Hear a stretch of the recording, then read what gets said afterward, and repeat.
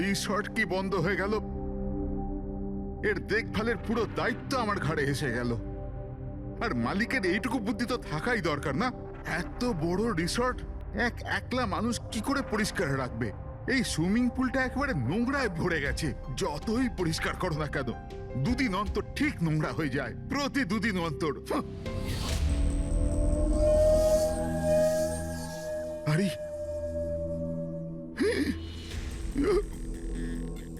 আরে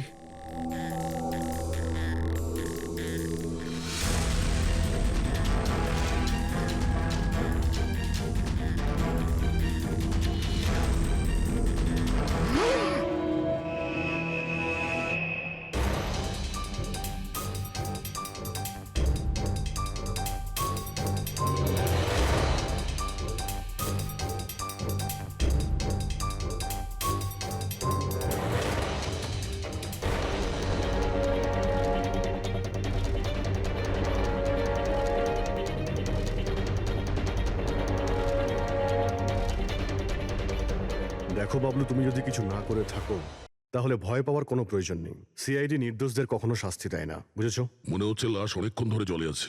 হ্যাঁ দয়া, মনে হচ্ছে 12 ঘন্টার বেশি হবে।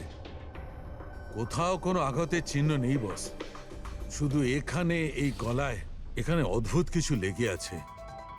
গলা টিপে মেরেছে? আপাতত দেখে তাই মনে হচ্ছে। এই রিসর্টের চাবি কি তোমার কাছেই থাকে? না স্যার, মালিকের কাছেও একটা আছে। তুমি গেটটা দেখাও তো। পঙ্কজ, দেখো তো, একটু ভালো করে চেক করো, দেখো কিছু পাওয়া যায় কিনা।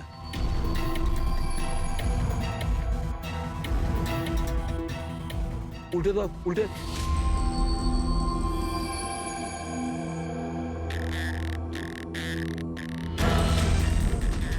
স্যার, এ তো ট্যাক্সির বিল দেখছি। ইনি কাল রাত্রে ডোমেস্টিক এয়ারপোর্ট থেকে ট্যাক্সি ধরেছিলেন। পঙ্কজ, এই লাশটার ফটো তুলে এয়ারপোর্ট সিকিউরিটিকে দেখাও, আর এর পরিচয় জানো। তালা তো ভাঙা নেই, তার মানে হলো কেউ চাবি দিয়ে খুলে ভিতরে ঢুকেছে, বা হয়তো অন্য কোনোভাবে। হতে পারে স্যার, এই রিসর্টেরই কোনো কোণাতে এই অপরাধটা হয়েছে। বা হতে পারে দয়া ওকে এখানে মেরেই এখানে ফেলে দিয়েছে, বা অন্য জায়গায় মেরে ওর লাশটাকে এখানে ফেলে রেখেছে।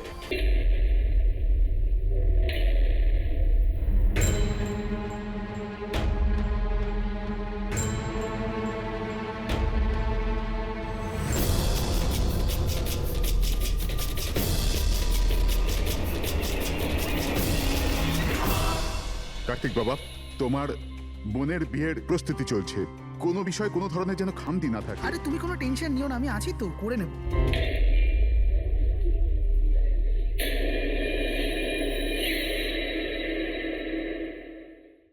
ওহো, বিয়ের বাড়ির ব্যাপার, মেহেন্দির অনুষ্ঠান।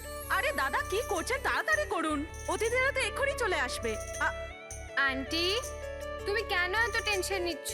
বিয়ের বাড়ির ব্যাপার আর আমার মেয়ের বিয়ে, টেনশন তো হবেই, তাই না? আমি ওর বেস্ট ফ্রেন্ড হই না? আমি ওর ভালোভাবে খেয়াল রাখ।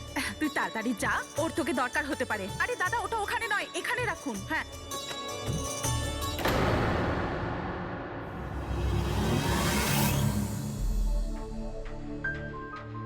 ইরা, কোথায় হারিয়ে গেছিস? হ্যাঁ, চল, অনেক কাজ বাকি।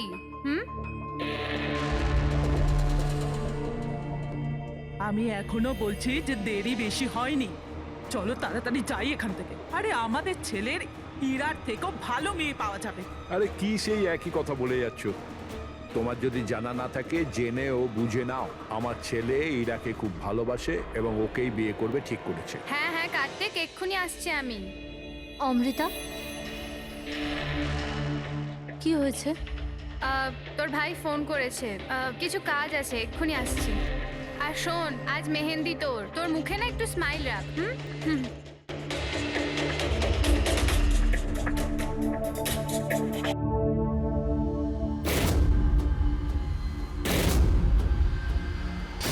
আচ্ছা, ওই সব বক্সেসগুলো রেখে দেবে আর লাইটের সেটআপটাও চেক করে নেবে।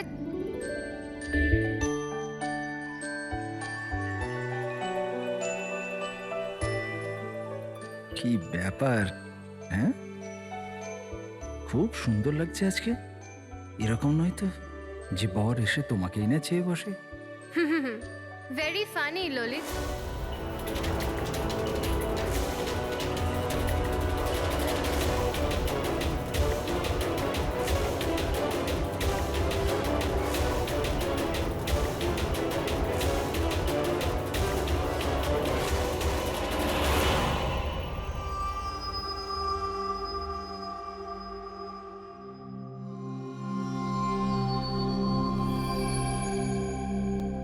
রিসর্ট কি বন্ধ হয়ে গেল?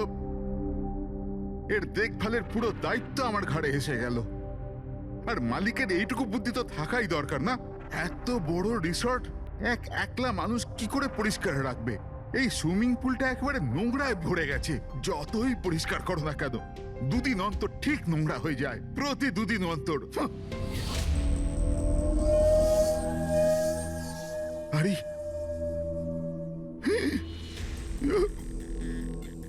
আরে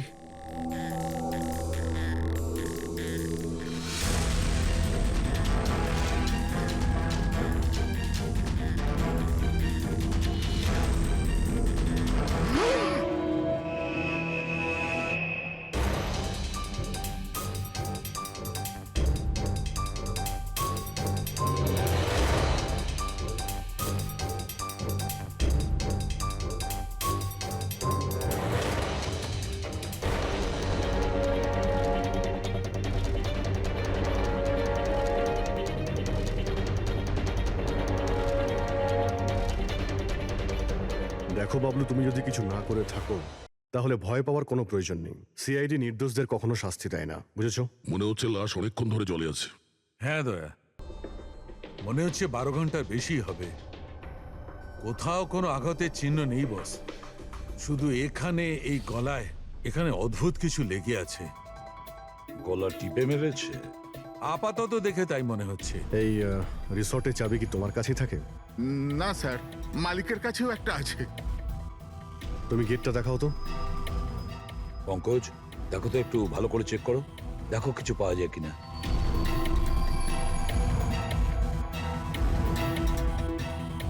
উল্টে দাও, উল্টে।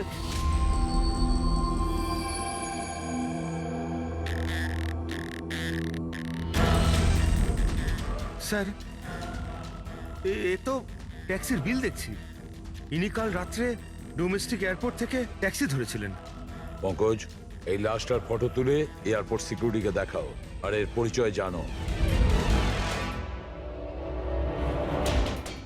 তালা তো ভাঙা নেই, তার মানে হলো কেউ চাবি দিয়ে খুলে ভিতরে ঢুকেছে, বা হয়তো অন্য কোনোভাবে। হতে পারে স্যার এই রিসর্টেরই কোনো কোণাতে এই অপরাধটা হয়েছে। বা হতে পারে দয়া ওকে এখানে মেরেই এখানে ফেলে দিয়েছে, বা অন্য জায়গায় মেরে ওর লাশটাকে এখানে ফেলে রেখেছে। পুরবী, এত বড় একটা গেটের উপর দিয়ে লাশকে নিয়ে ঝাঁপ দেওয়া অসম্ভব মনে হচ্ছে। অন্য কোনো রাস্তা দিয়েই ও লাশ নিয়ে ভিতরে এসেছে। কিন্তু স্যার, ভেতরে আসবার জন্য অন্য কোনো রাস্তা নেই এটা ছাড়া। আরে তুমি আমাদের কাজটা করতে দাও না, এদিকে এসো।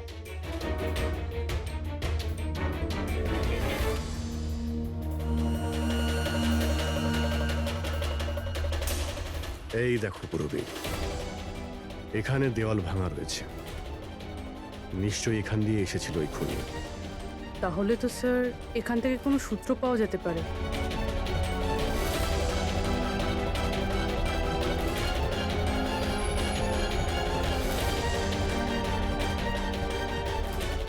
এই হলো প্রমাণ, এই সোনালী সুতো।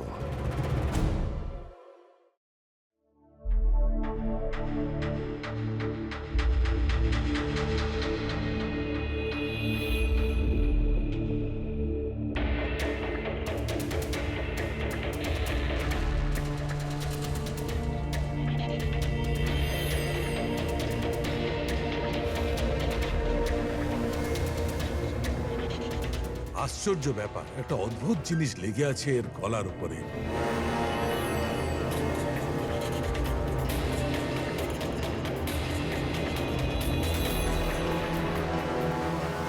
ও হয়েছে স্যার? একটু শুঁকে দেখো এটা। মেহেন্দি? মেহেন্দি সারিকা, এর গলার উপর মেহেন্দির দাগ।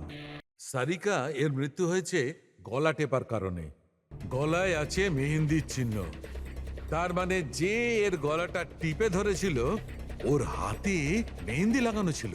আর খুনটা যে করেছে সে হয়তো কোনো মেয়ে, আর ও সেই সময় খুন করেছে যখন ওর হাতের মেহেন্দি ঠিক করে শুকোয়ও নি। রাইট।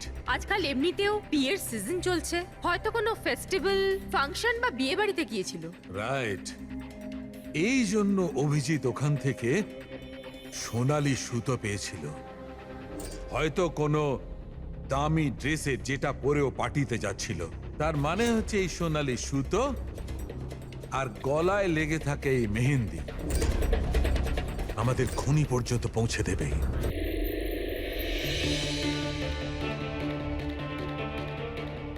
স্যার, এ হলো প্রীতি, শহরের খুব নামকরা মেহেন্দি এক্সপার্ট।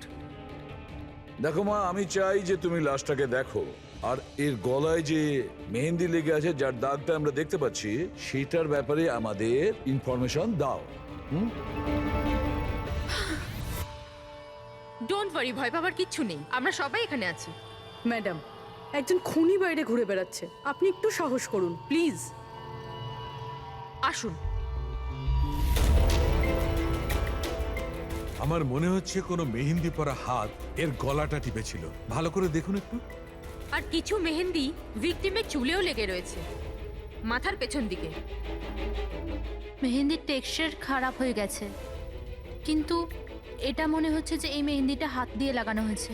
হাত দিয়ে? হ্যাঁ স্যার, বেশিরভাগ লোক আলাদা আলাদা ডিজাইন বানানোর জন্য স্টেন্সারের ব্যবহার করে।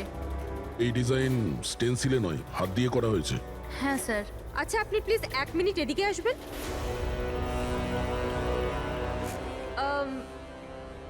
আপনি এই মেহেন্দি সম্পর্কে আর কিছু বলতে পারবেন? মানে এটা কোন কোম্পানির, কতটা পুরনো, কোথা থেকে এসেছে, এনিথিং যা জানেন। স্যার, মেহেন্দির কালার, টেক্সচার আর স্মেল থেকে মনে হচ্ছে এই মেহেন্দিটা কোনো কমার্শিয়াল কোম্পানির নয়। এটা নিশ্চয়ই কেউ বাড়িতেই বানিয়েছে। তার মানে লোকেরা সাধারণত বাড়িতে তৈরি মেহেন্দি ব্যবহার করে, তাই তো? হ্যাঁ স্যার, কারণ ওটা কেমিক্যাল ফ্রি থাকে। আচ্ছা। এরকম তো শহরে অনেক লোকই আছে যারা বাড়িতে মেহেন্দি বানায়, তাই মেহেন্দির সাহায্যে তাকে ধরতে গেলে অনেকটা সময় লেগে যাবে স্যার। স্যার। হ্যাঁ স্যার, ভিক্টিমের ব্যাপারে জানতে পেরেছি। হ্যাঁ, একে? স্যার, ওর নাম দীপেন, দিল্লিতে থাকতো, আর আমি লোকাল পুলিশকে বলে দিয়েছি যে ওর বাড়ির লোককে যেন খবর দিয়ে দেয়। গুড। আচ্ছা প্রীতি, আরো একটু দেখুন যদি আমাদের কিছু বলা যায়।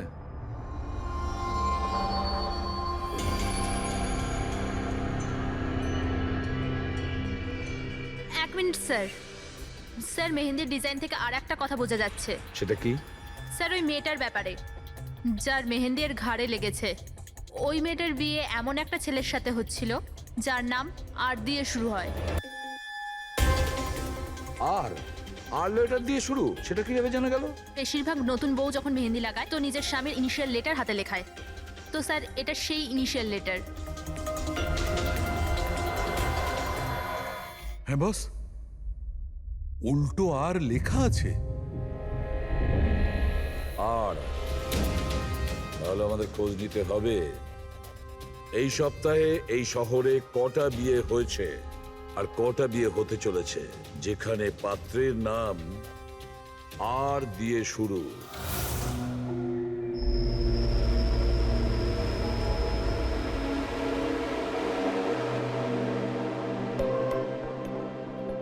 অদ্ভুত স্যার, এই মাসে 120 জনের বিয়ে, একই মাসে এতজনের বিয়ে। হ্যাঁ পঙ্কজ, এখন বিয়ের ভালো লগ্নসা আছে।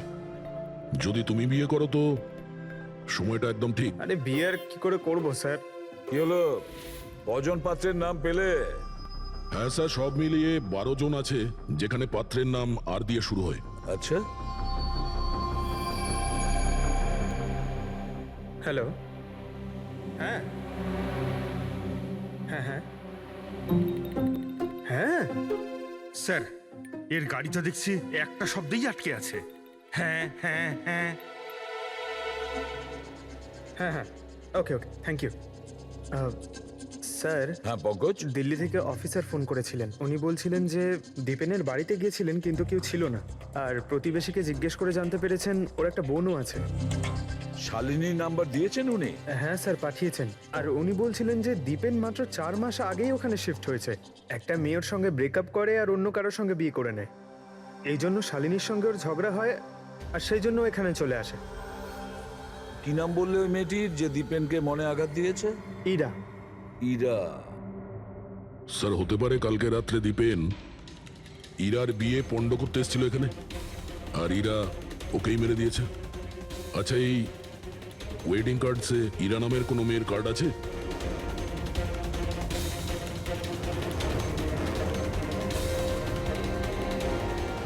হ্যাঁ স্যার।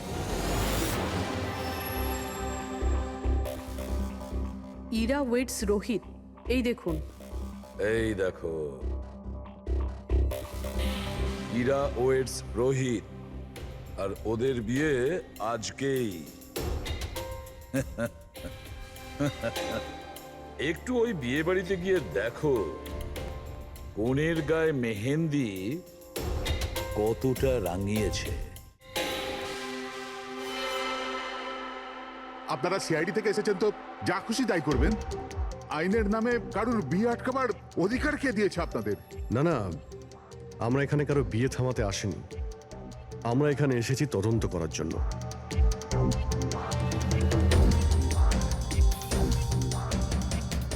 কিন্তু স্যার, আপনাদের এই তদন্ত আমার বোনের বিয়ের পরেও তো করতে পারেন। যত তাড়া আছে আপনাদের এই বিয়েটা করানোর জন্য, তার থেকে বেশি তাড়া আছে আমাদের খুনিকে ধরার জন্য।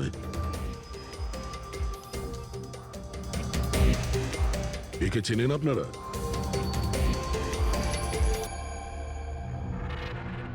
এটা তো দীপেন। মানে চেনেন কি করে? স্যার, অ্যাকচুয়ালি ওই দীপেন আমার বোনকে ভালোবাসতো, কিন্তু কিছুদিন আগে ওদের ব্রেকআপ হয়ে যায়। আমি বলেছিলাম না যে চলো ফিরে যাই, কিন্তু আমার কথা শুনছে না কে? দেখো এবার সিআইডিও চলে এসেছে। জানি না কি কুক্ষণে এদের সঙ্গে আমরা সম্বন্ধ তৈরি করেছি। দেখুন, দীপেনের ঘাড়ে আমরা কিছু মেহেন্দির চিহ্ন দেখতে পেয়েছি, আর আমাদের সন্দেহ যে সেই চিহ্ন ইরার হাত থেকে এসেছে।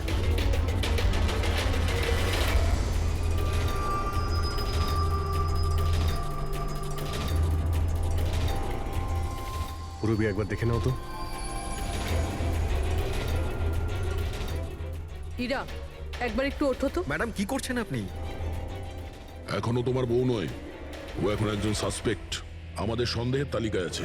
আমাদের সন্দেহ যে দীপেনকে খুন করেছে। ইরা এসব কি বলছে? মানে কি? তোমার হাতটা দেখাও।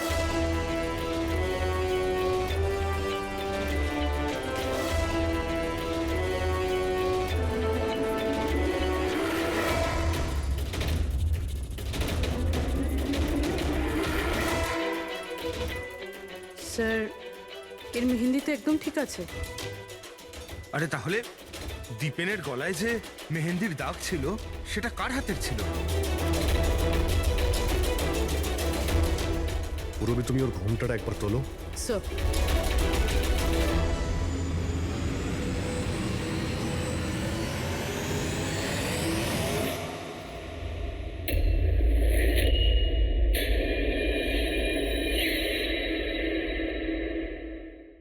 অমৃতা, তুমি এই মণ্ডপে কি করছো? আর আমার মেয়ে ইরা কোথায় বলো? অমৃতা? এ কে? এ আমার মেয়ের বন্ধু হয়। ও, মণ্ডপ থেকে তাহলে কোণে উধাও, আর কোণের জায়গাতে তার বান্ধবী বিয়ে করছে। এসব কি হচ্ছে এখানে? হ্যাঁ স্যার, ওই আসলে কাল রাতে। আরে ফ্লার্ট কে করছে রে ভাই? আমি তো তোমার প্রশংসা করছি। আচ্ছা তাই নাকি? প্রশংসা করছো? হ্যাঁ, তুমিও না, একদম পাল্টাবে না।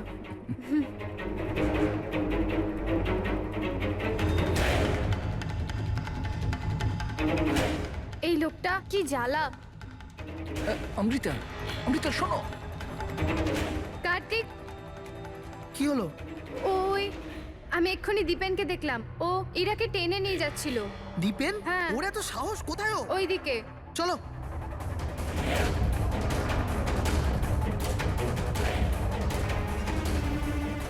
কোথায় গেল এরা দুজন? কি জানি।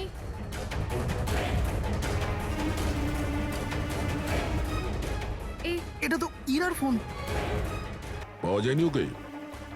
না স্যার, ওদের পাইনি। তো দীপেন এখানে এসেছিল আর ইরাকে জোর করে নিয়ে গেছে, কিডন্যাপ করে। স্যার, কিডন্যাপ তো বলা যায় না, কিন্তু কিডন্যাপ বলা যাচ্ছে না মানে? ওই অমৃতা, এটা একটা মার্ডার কেস, আর সিআইডির কাছ থেকে কিছু লুকোনোর চেষ্টা করলেও সেটা খুব খারাপ হবে। অমৃতা, যা জানো সত্যি সত্যি বলো। স্যার, সত্যি তো এটা যে ইরা এই বিয়েটা করতেই চাইছিল না। ও তো দীপেনকে ভালোবাসতো। ও তো শুধু বাড়ির লোকেদের চাপে পড়েও এই বিয়ের জন্য রাজি হয়েছিল। অমৃতা, চুপ করো। আমি তো আগে থেকেই জানতাম এরা হলো 420। আর কি কি রহস্য রয়েছে যা এখনো সামনে আসতে চলেছে? এখানেই বলবেন নাকি সিআইডি ব্যুরোতে গিয়ে চা খেতে ইচ্ছে করছে? হ্যাঁ স্যার, ব্যাপারটা হলো গত কমাস ধরে আমার ব্যবসা ঠিকঠাক চলছে না, আমার প্রচুর লোকসান হয়ে যাচ্ছিল। সুশীল বাবু আমার বিজনেসটাকে স্টেবল করবার জন্য প্রচুর সাহায্য করেছে। তো নিজের মেয়ের বিয়ের ডিল করেছিলেন আপনি, যাতে আপনার ডুবে যাওয়া বিজনেসটা আবার ভালো মতো দাঁড়িয়ে যায়, কি? তাই ইরা উধাও হয়ে যাওয়ার পর অমৃতাকে এই মণ্ডপে বসিয়েছেন যাতে কোনোভাবেই এই বিয়েটা না আটকায়। বাহ! আর অমৃতা, তুমি এই পুরো ষড়যন্ত্রে এত সহজেই যোগদান করলে? আমি এসব কিছুই জানতাম না। আমাকে তো কার্তিক বলেছিল যতক্ষণ ইরাকে পাওয়া যাচ্ছে না আমি এখানে বসে থাকি। এখনই তো 7 পাক হতো, তারপর বিয়েও করে নিতে আমাকে ঠকিয়ে। না, আমি মণ্ডপ থেকে বেরোতেই যাচ্ছিলাম, আর তখনই সিআইডি এখানে চলে এলো, আর সত্যি সবার সামনে চলে এলো। অর্ধেক সত্যি তো সামনে এসছে, আর বাকি অর্ধেক সত্যি সামনে আসবে যখন এটা জানা যাবে যে দীপেনকে মারার পর ইরা কোথায় চলে গেছে। আমার মেয়ের উপর মিথ্যে অপবাদ দেবেন না স্যার। ও তো দীপেনকে ভালোবাসতো, ও কেন খুন করবে ওকে? যদি আপনার মেয়ে নির্দোষ হয় তাহলে ও বাড়িতে ফিরে আসেনি কেন? দীপেন খুন হওয়ার পর থেকে ও নিখোঁজ হয়ে গেছে কেন?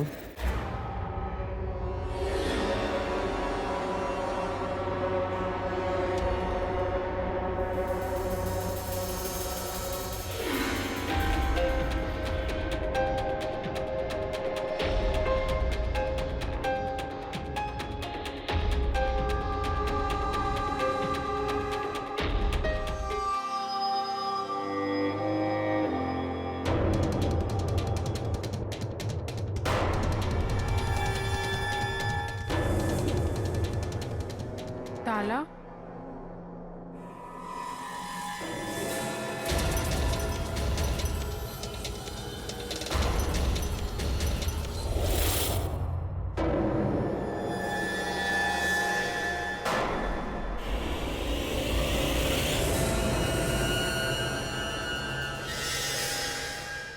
দেখো বস, ইরা নিজের মেহেন্দি পরা হাত দিয়ে দীপেনের গলা নিশ্চয়ই ধরেছিল, কিন্তু দীপেনের মৃত্যু ইরার হাতে হয়নি।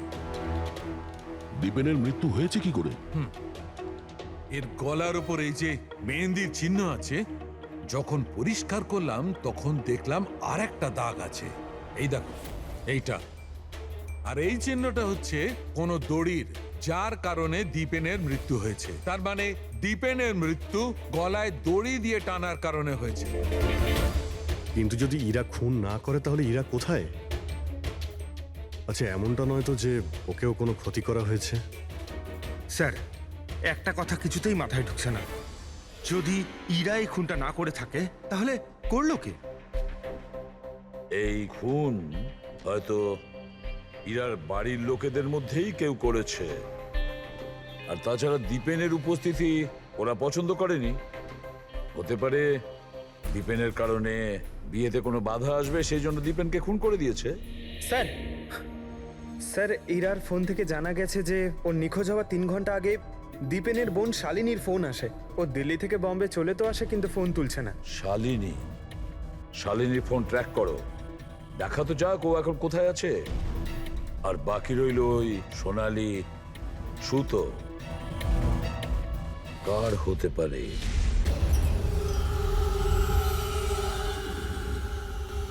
আমাকে আপনারা বলবেন এসবের মানেটা কি? আর আপনারা এই মেহেন্দি অনুষ্ঠানের জামা কাপড়গুলো এনেছেন কেন? দেখুন, আমরা কিছু সোনালি সুতো পেয়েছি ক্রাইম সিন থেকে। আর ওই সোনালি রঙের সুতো যার কাপড়ের সঙ্গে ম্যাচ হয়ে যাবে, খুনি সেই। ইরাকে সন্দেহ করছিলেন, কি ওই সন্দেহ দূর হয়ে গেছে? হ্যাঁ, আপাতত তো ধরে নিন যে ওই সন্দেহটা দূর হয়ে গেছে, কারণ দীপেনের মৃত্যু দড়ি দিয়ে শ্বাসরোধ করে হয়েছে, ওই মেহেন্দি লাগানো হাতে নয়। তার মানে আপনাদের এটা মনে হচ্ছে যে খুনি আমাদের মধ্যে থেকে কেউ বোধহয় করেছে? কারেক্ট। এখন শুধু সেটাই দেখতে হবে যে ওই সোনালি রঙের সুতো কার কাপড়ের সঙ্গে ম্যাচ করে। আশ্চর্য, রেশমের ছোট ছোট টুকরো থেকে আপনারা এত বড় একটা সিদ্ধান্ত নেবেন। জানি না ওই টুকরোটা ম্যাচ করবে কিনা। অদ্ভুত কথা তো আপনি বলছেন রাজন বাবু। আপনার হঠাৎ খুব অসুবিধা হচ্ছে? উল্টে আপনার খুশি হওয়ার কথা যে আমরা আপনার মেয়েকে এবারে সন্দেহ করিনি।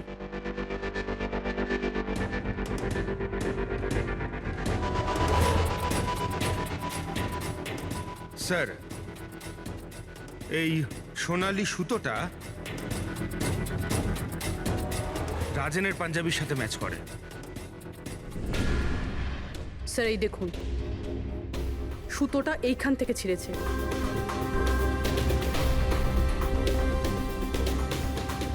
আমি বলছি আপনাদের, ওই রাতে আমি দেখেছিলাম দীপেন আর ইরাকে একসাথে। তুমি কেন বুঝতে পারছো না? আমি তোমাকে ছেড়ে বাঁচতে পারবো না, আমি বাঁচতে। আর তুমি আমাকে ছাড়া অন্য কাউকে কি করে বিয়ে করছো? যখন আমি নিচে পৌঁছলাম তো ওরা দুজন চলে গিয়েছিল, আর দীপেনের ঠিকানা ইরার পুরনো চিঠি থেকে আমি পেলাম। তারপরে আমরা ওর পুরনো বাড়িতে গেলাম।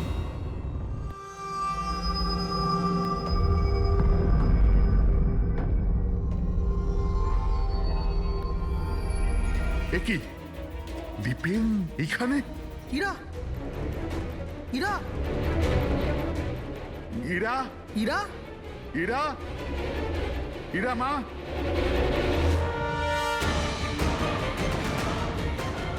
বাবা, এই দেখো, দীপেন ওর ফোনে ওর মৃত্যুর কারণ লিখেছে। কি লিখেছে এখানে?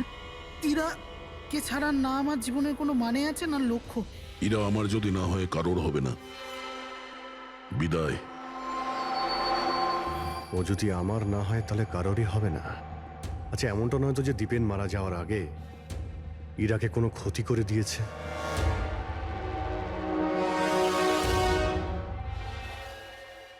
হ্যাঁ পঙ্কজ, হ্যাঁ, দীপেনের বোন শালিনীর মোবাইল ফোন ট্র্যাক হয়ে গেছে।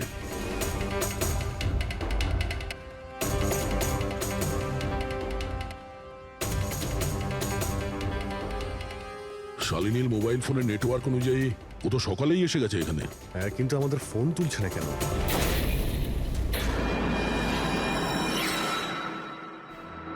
ব্লাস্ট। শালিনী, শালিনী, শালিনী, শালিনী, শালিনী, শালিনী।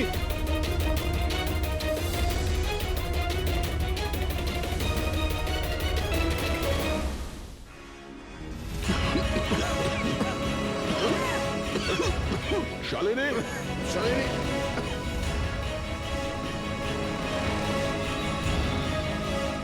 শালিনী, শালিনী।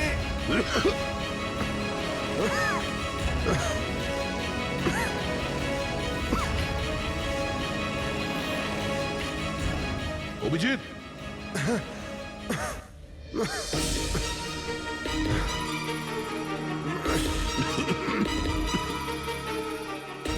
অভিজিৎ সাবধানে। কে ওখানে?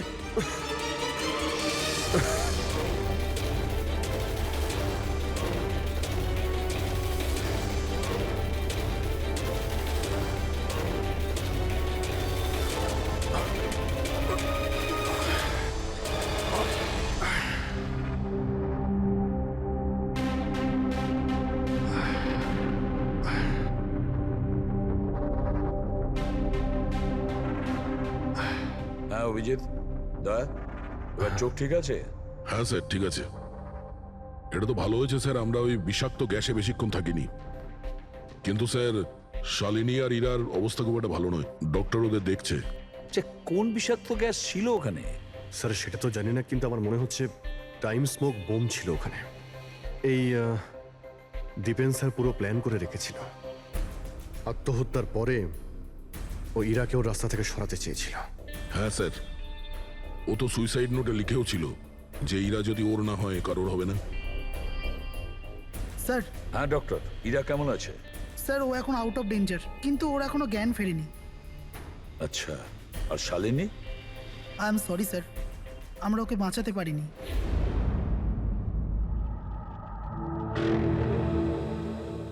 স্যার স্যার এই দীপেন শুধু নিজের প্রাণ নেয়নি, বরং ওর বোনের মৃত্যুরও কারণ হয়েছে। সেটাই তো। হ্যাঁ শালুকে বলো। আচ্ছা ঠিক আছে, আমরা আসছি। কি হয়েছে স্যার? শালুকে বলছিল দীপেন আত্মহত্যা করেনি।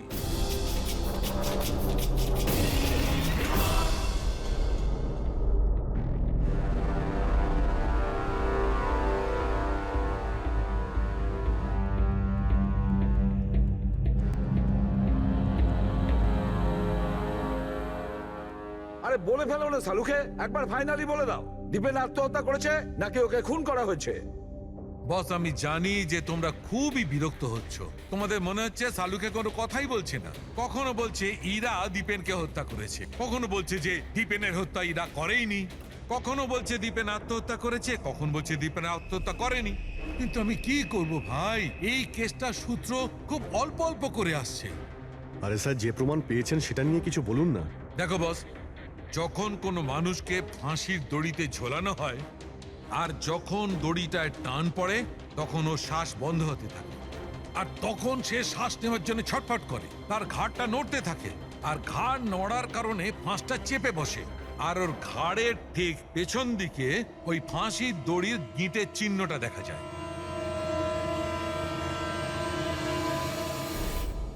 হ্যাঁ স্যার, দাগ তো আছে।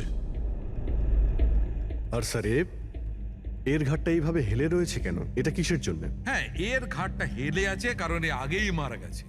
যদি একজন মৃত ব্যক্তিতে ফাঁসিতে ঝুলিয়ে দেওয়া হয় তবে ও শ্বাস নেওয়ার জন্য ছটফট করবে না, আর সেই জন্যে ওর ঘাড়ের পেছনে গিঁটের চিহ্নটা পাওয়া যাবে না। না, এর পিছনে তো কোনো চিহ্ন নেই। কারণ ঘাড়টা গিঁটের সংস্পর্শে আসেইনি। তুমি নতুন কি আর বললে? আমরা কি এগুলো জানি না?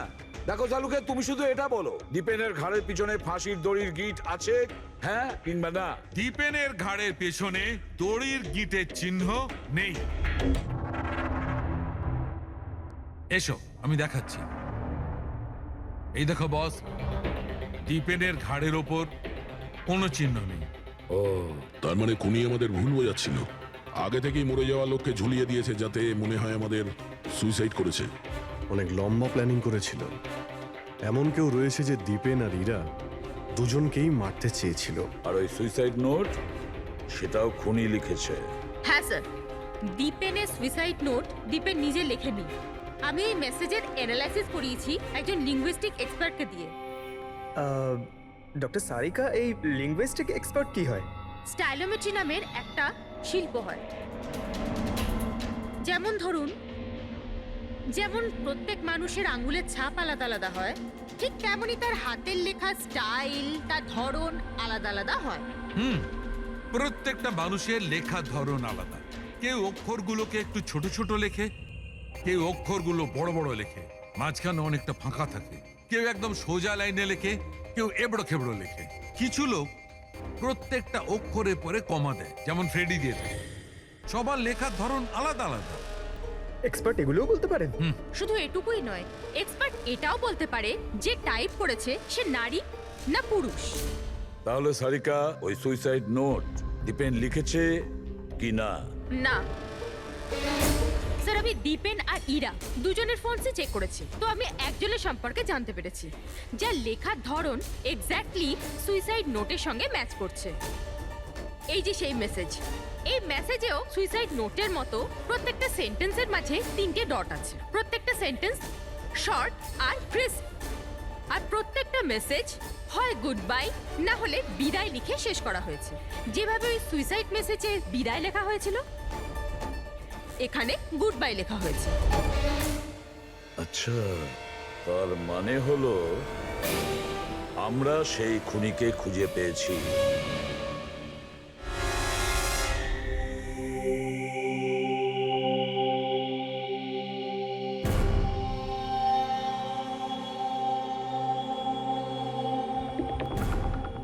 হ্যাঁ, হুমকি দিচ্ছি, কি করবি তুই? সিআইডির সামনে কাউকে হুমকি দেওয়া ভালো কথা নয়। কিন্তু আমি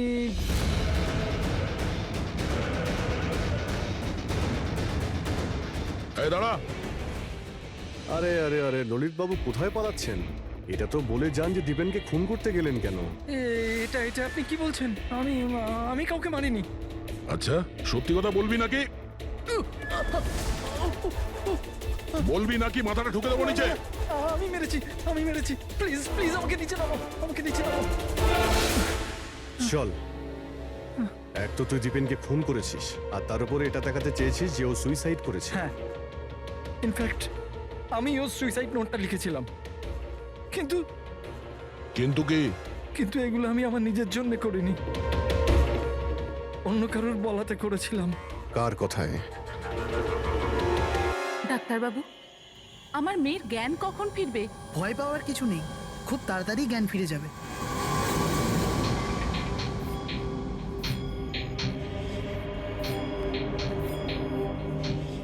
ললিত,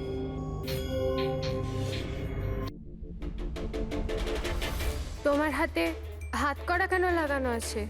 আসামির হাতে হাত করা থাকবে না তো কি থাকবে বলুন তো? অপরাধী? হ্যাঁ, এই অপরাধী নিজের অপরাধ স্বীকার করেছে ললিত। দীপেনকে এই মেরেছে।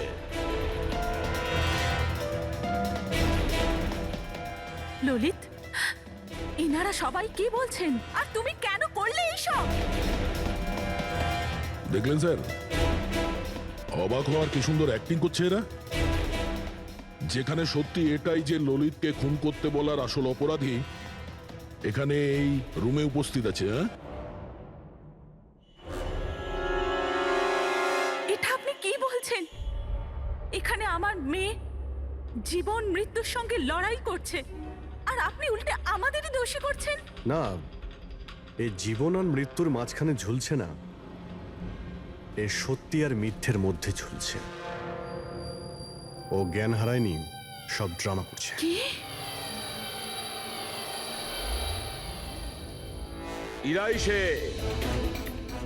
ইরাই ললিতকে বলেছে দীপেনকে মেরে ফেলার জন্য। এ কি সব কথা বলছেন আপনারা? অবস্থা দেখুন এর। আপনাদের মনে হয় যে এ জেনে শুনে বিষের কন্ট্যাক্টে গেছে? স্যার, ইঞ্জেকশন লাগিয়ে দিই? হ্যাঁ হ্যাঁ, নিশ্চয়ই, তাড়াতাড়ি। এটা কিসের ইঞ্জেকশন লাগাচ্ছেন আপনারা? সত্যি কথা বলার, এই ইনজেকশনে একটা কেমিক্যাল আছে যেটা শরীরে যেতেই মানুষ সত্যি কথা বলতে শুরু করে।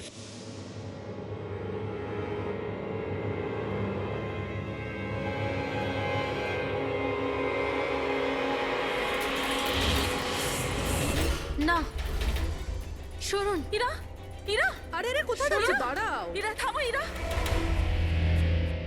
এর মানে হলো যে সিআইডিরা ঠিক কথা বলছেন। আর মিথ্যে বলে কোনো লাভ নেই। এই ললিত তোমার মুখোশ খুলে দিয়েছে। এটা কি করলে ললিত? নিজে ফাঁসছিলে, তার সাথে সাথে আমাকেও ফাঁসিয়ে দিলে। এরা এই প্রতিজ্ঞাটাই তো আমরা করেছিলাম ভালোবেসে, যে আমরা একসাথে বাঁচবো আর একসাথে মরবো। কি তোমরা দুজন একে অপরকে ভালোবাসো? এসব কবে? ইরা, তুই তো দীপেনকে ভালোবাসিস। হ্যাঁ, ও চাইতো, কিন্তু হঠাৎ করে ললিতকে ভালোবেসে ফেলে, আর এই সব কিছু করেছে ও নিজের বিয়ে ভাঙার জন্য। কিন্তু ভাগ্যক্রমে ইরার কাছে শালিনীর কল আসে যে দীপেন ইরার বিয়ে আটকাতে এসছে। আর ইরা খুব বড় প্ল্যান করেছিল। দীপেনের কাঁধে বন্দুক রেখে ও গুলি চালাতে চেয়েছিল। আর আমরা ভেবেছিলাম যে প্রথমে আমরা দীপেনকে মেরে দেবো।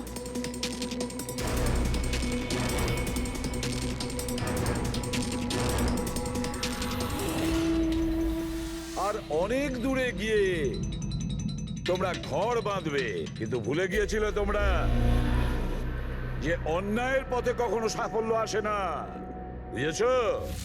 আমাদের প্ল্যান একদম ঠিকঠাক চলছিল, কিন্তু বাবা আর কার্তিক এসে আমাদের প্ল্যানে জল ঢেলে দিল।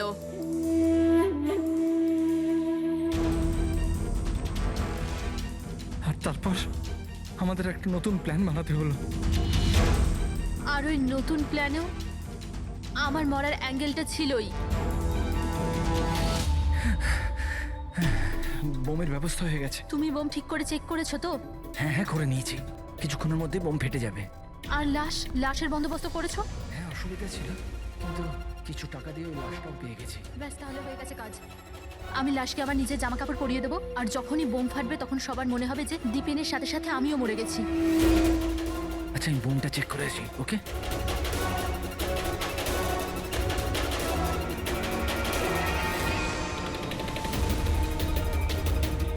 শালিনী,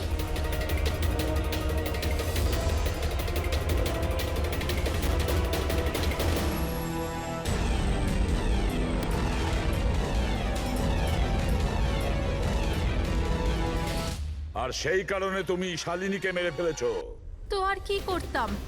সব দেখে নিয়েছিল, কোনো উপায় ছিল না। কিন্তু একটা কথা বোঝা গেল না, যে ওই বিষাক্ত গ্যাস ব্যবহার করেছিলে কেন? বিষাক্ত গ্যাস দিয়ে তো মুখ বদলে যাবে না ওই মর্গের মৃত লাশটার?